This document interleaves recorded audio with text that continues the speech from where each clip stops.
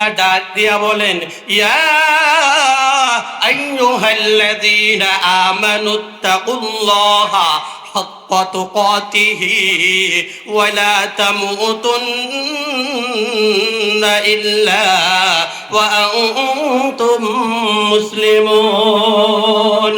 হে ঈমানদারেরা, তোমরা আল্লাহ সুবহানাহু তাআলাকে ভয় করো যেমন ভয় করা দরকার। ওয়ালা তামুতুন্না ইল্লা ওয়া আনতুম মুসলিমুন। আর মুসলমান না হয়ে কবরে যাইও না। ভাইরা আমার, আল্লাহ সুবহানাহু তাআলাকে কেমন ভয় করা লাগবে ছোট্ট একটি ঘটনা বলি, তাহলে আপনাদের বুঝে আসবে। এক যুবক মক্কা থেকে মদিনায় যাবেন, দূরত্ব 350 কিলোমিটার। মদিনায় যিনি শুয়ে আছেন তিনি কে? হযরতে মুহাম্মদুর রাসূলুল্লাহ। সকলে বলুন সাল্লাল্লাহু আলাইহি ওয়াসাল্লাম। ভাইরা আমার, বন্ধুগণ, নবীজির জীবনী শুনলে আমাদের চোখ দিয়ে পানি আসে, কথা বলুন ঠিক কিনা? আর সেই নবীর রাষ্ট্র সমাজ গড়ার কথা বললেন, একদল মানুষের শরীরে অ্যালার্জি শুরু হয়ে যায়, কথা বলুন ঠিক কিনা? ভাইরা আমার, বন্ধুগণ, তারা নবীর পরিপূর্ণ সিরাতকে মানতে চায় না। আল্লাহ সুবহানাহু তাআলা বলেন, লাকাদ কানা লাকুম ফি রাসূলিল্লাহি উসওয়াতুন হাসানা। তারা আল্লাহ রাসূল সাল্লাল্লাহু আলাইহি সাল্লামের আদর্শ যে উত্তম আদর্শ, তারা এটা রাষ্ট্রে মানতে চায় না, সমাজে মানতে চায় না, কথা বলুন ঠিক কিনা?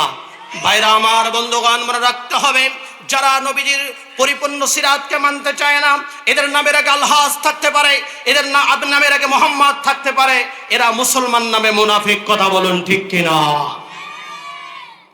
ও আল্লাহর বান্দারা, এই যুবক মক্কা থেকে মদিনায় যাবেন, বাহন ছিল ঘোড়া।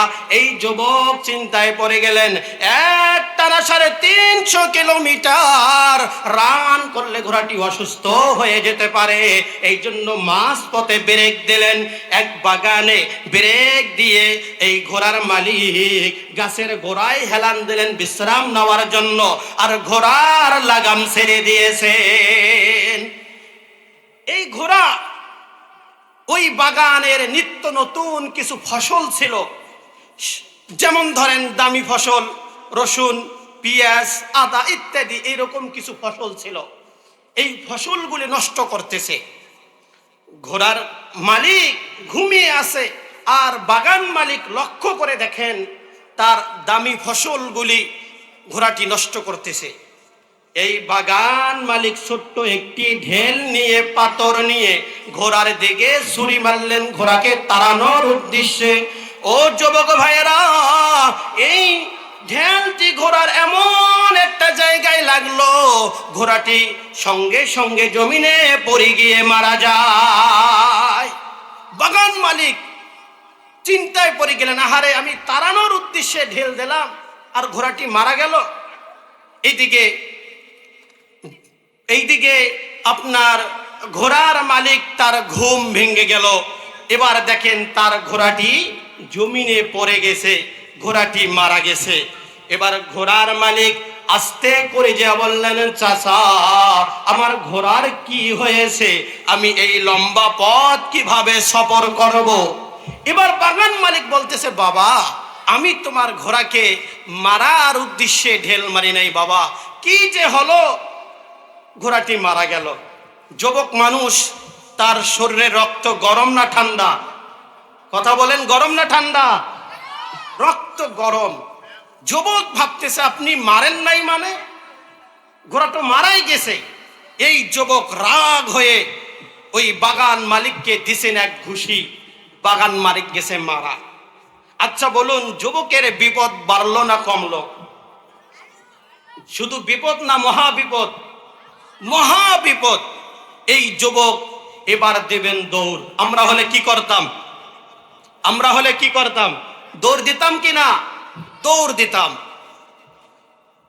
কিন্তু এই যুবক ভাবতেছে, ডানে তাকান, কাউকে দেখতে পান না, বামে তাকান, সামনে তাকান, পিছনে তাকান, কাউকে দেখতে পান না। তিনি ভাবতেছেন, দুনিয়ার কেউ আমাকে না দেখলে একজন আমাকে দেখে, তেনার নাম কি?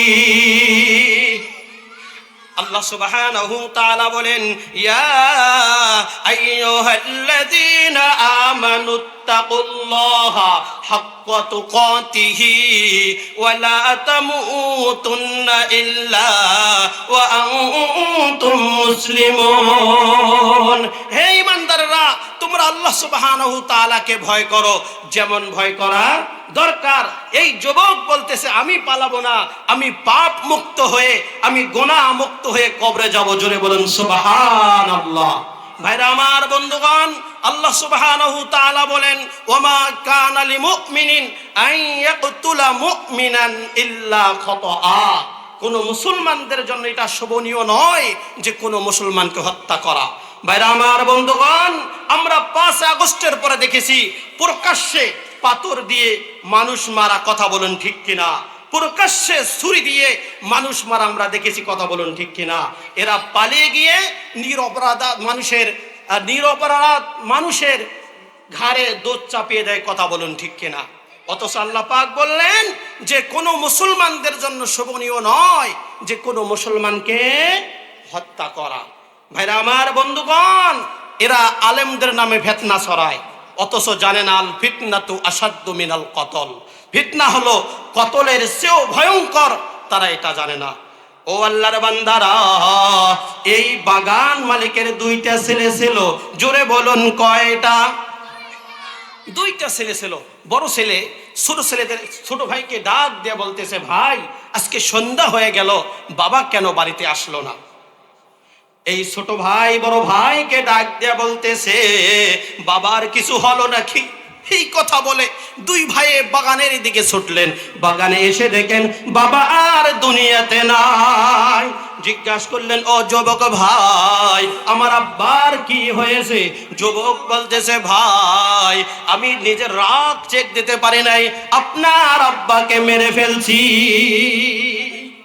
তখন এই বাগান মালিকের 2টা ছেলে এই যুবককে সাথে নিয়ে বাবার লাশ কাঁধে নিয়ে চলে গেলেন মদিনায়।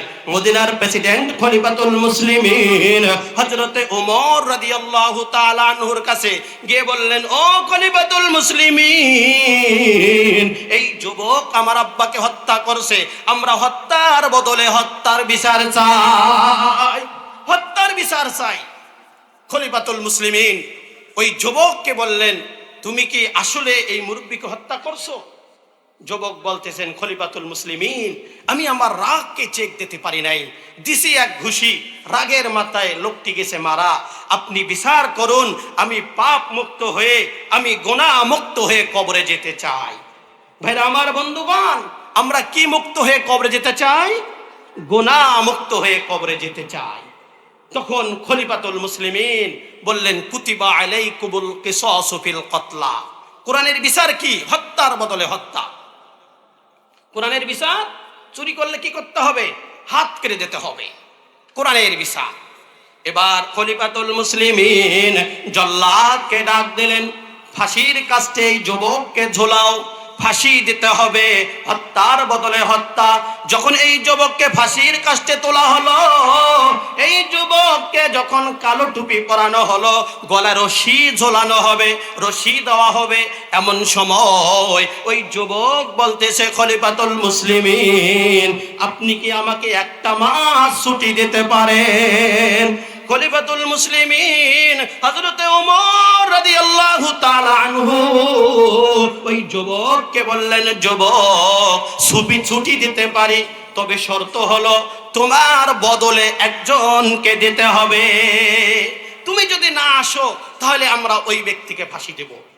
ওই যুবক বলতেছে, খলিফাতুল মুসলিমিন, এই মদিনা শহরে আমার আপনজন বলতে কেউ নাই, আমার ভাই নাই, আমার বোন নাই, আমার বাবা মা নাই, আমার আত্মীয় স্বজন নাই, কে আমার দায়িত্ব নেবে? খলিফাতুল মুসলিমিন হযরত ওমর রাদিয়াল্লাহু তাআলা আনহু বললেন, যুবক, যদি দায়িত্ব নেওয়ার কেউ না থাকে তাহলে তোমার ছুটি দেওয়া যাবে না। ওই যুবক আবার বলতেছে, খলিফাতুল মুসলিমিন, আপনি 1 মাস ছুটি দেন, আমি পাপ মুক্ত হয়ে, আমি গুনাহ মুক্ত হয়ে কবর যেতে চাই। ও আল্লাহর বান্দারা, খলিফাতুল মুসলিমিন হযরতে ওমর রাদিয়াল্লাহু তাআলা আনহু ওই যুবককে বললেন, যুবক, তুমি যদি একজন জিম্মাদার দিতে পারো তাহলে তোমার ছুটি হবে, না হলে হবে না। ওই যুবক ডাক দিয়ে বললেন, খলিফাতুল মুসলিমিন, ও খলিফাতুল মুসলিমিন, আপনি শুনবেন না আমি কেন একটা মাস ছুটি চাইলাম? খলিফাতুল মুসলিমিন বলতেছে, যুবক বলো তুমি কেন একটা মাস ছুটি চাও? ওই যুবক বলতেছে, খলিফাতুল মুসলিমিন, ঋণ করে কবরে গেলে গুনাহ মুক্ত হয়ে, পাপ মুক্ত হয়ে কবরে যাওয়া যায় না। আমি একজন ইহুদির দোকানদারের কাছে, ইহুদি দোকানের মালিকের কাছে ঋণী, আমি তার ঋণ পরিশোধ করতে চাই। এই কথা শোনার পরে বয়োবৃদ্ধ সাহাবী হযরতে আবু যর গিফারী রাদিয়াল্লাহু তাআলা আনহু বললেন, ও খলিফাতুল মুসলিমিন, আপনি এই যুবকের ছুটির ব্যবস্থা করুন, এই যুবকের জিম্মাদার আমি হয়ে গেলাম। ও আল্লাহর বান্দারা, হযরতে আবু যর গিফারী রাদিয়াল্লাহু তাআলা আনহু ডাক দিয়ে বললেন, আল মুসলিমু মান সালিমাল মুসলিমুনা মিন লিসানিহি ওয়া ইয়াদি। বিশ্ব নবী বলেন, কোন প্রকৃত মুসলমান ওই ব্যক্তি যার হাত ও মুখ দ্বারা অপর মুসলমান নিরাপদ থাকে। আল্লাহ সুবহানাহু ওয়া তাআলা বলেন, ইন্নামাল মুমিনুনা ইখওয়া, একজন মুসলমান আর এক মুসলমানের ভাই। হযরত আবু যর গিফারী বললেন, খলিফাতুল মুসলিমিন, সে আমার ভাই, তার বাড়ি কোটে, ঘর কোথায়, তার বাড়ি কোথায় আমি কিছুই জানি না, কিন্তু ওই ভাইয়ের আমি এক মাসের জন্য জিম্মাদার হয়ে গেলাম। যদি এক মাসের মধ্যে ওই ভাই যদি না আসে তাহলে আমি ওই ভাইয়ের বদলে ফাঁসির কাস্টে উঠব। এবার রাষ্ট্রীয়ভাবে খলিফাতুল মুসলিমিন তাকে একটা রশি দিলেন আর একটা ঘোড়া দিলেন, এক মাসের সময় দিলেন। এবার এই যুবক এই ঘোড়া নিয়ে, চাবুক নিয়ে ছুটতে লাগলেন, ছুটতে ছুটতে চলে গেল ওই ইহুদি মালিক দোকানদারের কাছে গিয়ে বললেন, ও যুবক ভাই, আমি সঠিক সময় আপনার ঋণ পরিশোধ করতে পারি নাই, আপনি আমাকে ক্ষমা করে দেন। ওই যুবক, ওই ইহুদি মালিক দোকানের মালিক দেখতেছে যুবকের চোখে পানি, যুবককে বলতেছে, যুবক আমি আপনাকে চিনি, আপনি কখনো মিথ্যা কথা বলেন না। ও যুবক, কি হয়েছে ঘটনা খুলে বলুন, আপনি কেন কান্না করতেছেন? এবার এই যুবক বলতেছে, ভাই আমি হযরতে ওমর রাদিয়াল্লাহু তাআলা আনহুর দরবারে ফাঁসির আসামি, আপনার ঋণ পরিশোধ করার জন্য এক মাসের ছুটি নিয়ে এসেছি। ইহুদি মালিক, এই দোকানদার, ইহুদি দোকানের মালিক বলতেছে, আমার দীর্ঘ বিশ্বাস আপনি কখনো মানুষ হত্যা করতে পারেন না, কথা বলুন ঠিক কিনা? ভাইরা আমার, বন্ধুগণ, আপনারা জানেন 5 আগস্টের আগে স্বৈরাচারী সরকার হযরতে উলামা ইকরামদেরকে ফাঁসি দিয়েছে এবং আল্লামা আব্দুল হোসেন সাইদি রহিমাহুল্লাহর যিনি সাক্ষী ছিলেন শুকরঞ্জন বালি, তিনিও বলেছেন যে আমাকে জোর করে সাক্ষী দেওয়া হয়েছে, কথা বলুন ঠিক কিনা? ভাইরা আমার, বন্ধুগণ, একজন ইহুদিও বিশ্বাস করে না যে মুসলমান মানুষ হত্যা করতে পারে, একজন আলেম মানুষ হত্যা করতে পারে। ভাইরা আমার, বন্ধুগণ, এবার এই যুবক ইহুদি দোকানের মালিকের কাছ থেকে বিদায় নিয়ে চলে গেলেন বাড়িতে। আব্বা আম্মাকে গিয়ে বললেন, ও বাবা, ও মা, আমি খলিফাতুল মুসলিমিন হযরতে ওমর রাদিয়াল্লাহু তাআলা আনহুর দরবারে ফাঁসির আসামি, আমাকে একটা মাস ছুটি দেওয়া হয়েছে, আপনারা আমাকে ক্ষমা করে দেন। তার মা বাবা তাকে বলতেছে, ও যুবক, দিলের কান দিয়ে শুনুন, এই যুবকের আকাঙ্ক্ষা হলো গুনাহ মুক্ত হয়ে, পাপ মুক্ত হয়ে কবরে যাবে। তার মা তাকে বলতেছে, বাবা তুমি যদি না যাও তোমাকে ধরতে পারবে না।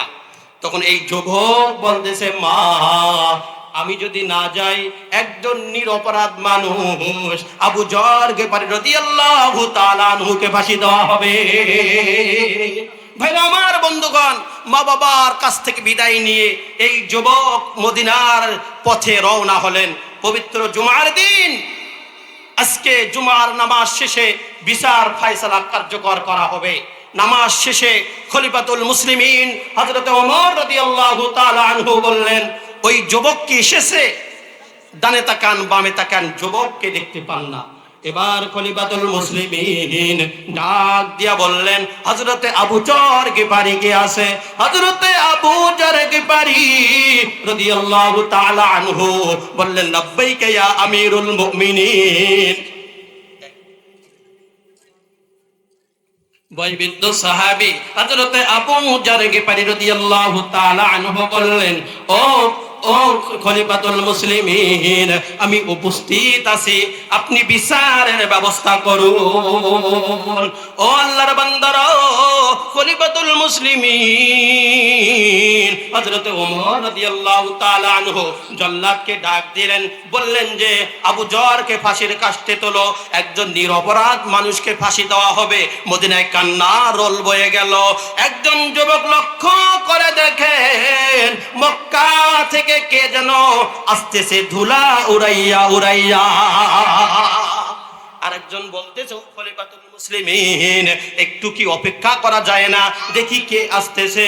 ও আল্লাহর বান্দারা, একটু অপেক্ষা করার পর লক্ষ্য করে দেখেন, ওই ব্যক্তি আর কেউ নয়, যিনি 1 মাস আগে ছুটি নিয়ে বাড়িতে গিয়েছিলেন। ওই ব্যক্তি গুনাহ মুক্ত হয়ে, পাপ মুক্ত হয়ে কবরে যাওয়ার জন্য রেডি হয়ে এসেছে। জোরে বলেন সুবহানাল্লাহ। ও আল্লাহর বান্দারা, এই যুবক আসার পর খলিফাতুল মুসলিমিনকে বলতেছে, ও খলিফাতুল মুসলিমিন, আমার বড় ভাই আবু যর গিফারিকে আপনি ছেড়ে দেন। বলতেছে, ও আবু যর গিফারি, ও বড় ভাই, আপনি আমাকে আল্লাহর জন্য ক্ষমা করে দেন। আপনি আমার জন্য এই ফাঁসির কাস্টে উঠছেন, আমার একটু বিলম্ব হয়ে গেছে। ও খলিফাতুল মুসলিমিন, একটা ঘোড়া তার 300 মাইল 350 কিলোমিটার রান করার কারণে ঘোড়াটি অসুস্থ হয়ে যায় মাঝপথে, যার কারণে আসতে আমার বিলম্ব হয়ে গেছে।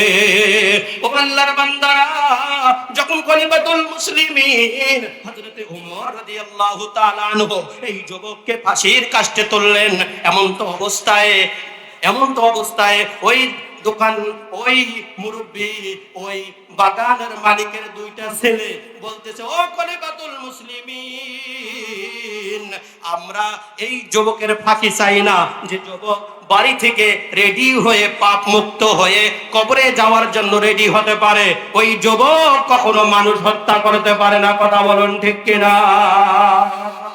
ভাইরা আমার, বন্ধুগণ, আজকের আলোচনার সামারি হলো যে আমরা সকলে পাপ মুক্ত হয়ে কবরে যেতে চাই।